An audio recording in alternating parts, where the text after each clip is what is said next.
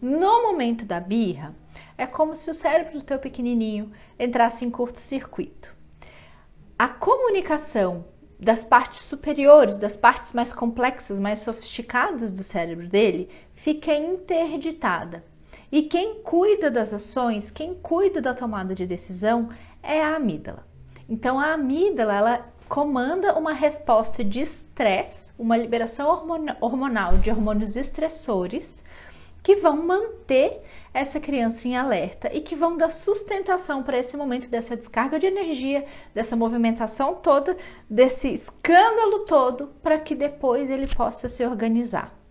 Agora, o que a neurociência tem descoberto e tem estudado? Que a gente vai ficando hipersensível a esses hormônios estressores.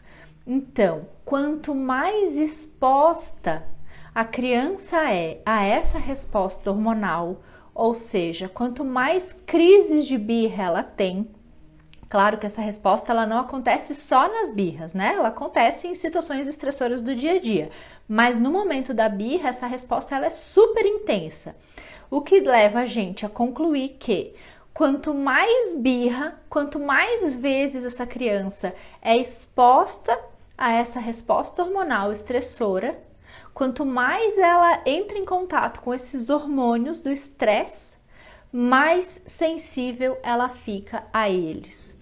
Ou seja, o limiar dela vai ficando cada vez mais baixo, ela vai ficando cada vez mais responsiva a essa liberação hormonal, ou seja, ela fica mais sensível, ela fica mais propícia a ter novas crises de birra. Ela vai ficando cada vez mais sensível a essa resposta.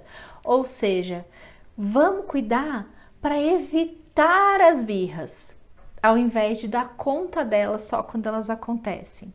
E para a gente evitar as birras, é importante que a gente entenda o que são os gatilhos importantes. Porque o gatilho não é o copo azul.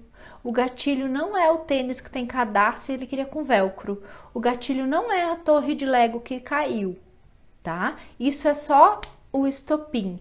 Mas de verdade, essa birra, essa crise, ela vem sendo construída ao longo do dia. Esse momento do descontrole, esse momento da desorganização emocional, ele é assim a pontinha do iceberg. Ele é a gota que transbordou o copo. Mas a crise de birra vem se construindo ao longo do dia. E ela vem se construindo com o acúmulo das tensões, com o acúmulo das frustrações que essa criança vem gerenciando durante o dia. Ah, Bárbara, vai que uma criança de 2 anos tem frustração. Que frustração? A pessoa não tem boleto? A pessoa não tem chefe? Chefe tem, né? A pessoa não tem tretas cotidianas? Eles têm.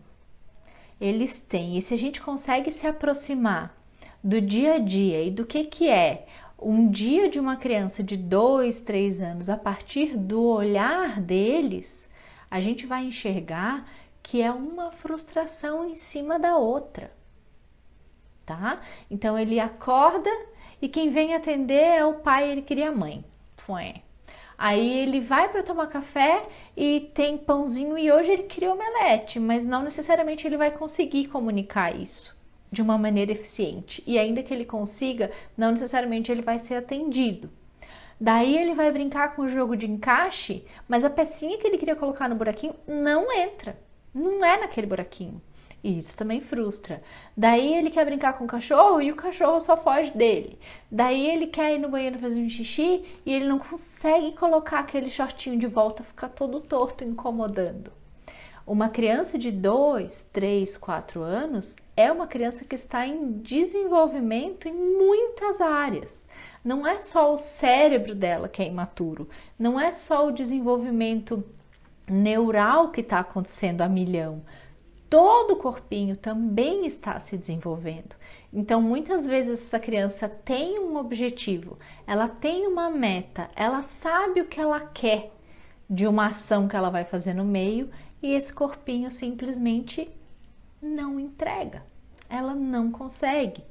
Ou o meio, de alguma maneira, impede que ela consiga fazer isso. Então, o dia de uma criança pequena, ele é lotado de frustrações.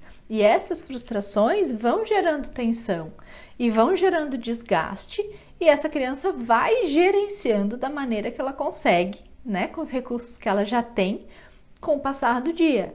Só que eventualmente, em algum momento, às vezes vem essa gota que transborda o copo e que desencadeia a crise de birra, né? E aí nesse momento tem aí esse chacoalhão lá no cérebro, né? Eu gosto de brincar que é como se a gente pegasse lá no PC e desligasse no poste, né? A gente reinicia para que a criança consiga se reorganizar e tocar o dia.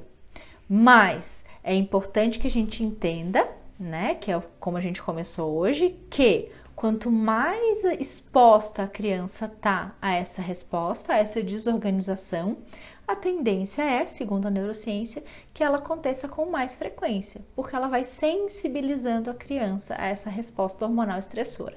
Então a gente precisa trabalhar cuidando para que a criança consiga gerenciar essas tensões antes que elas transbordem o copo. Então ganha muito quem consegue aprender a observar o seu pequeno e aprender a gerenciar essas tensões para que esse copo nunca transborde.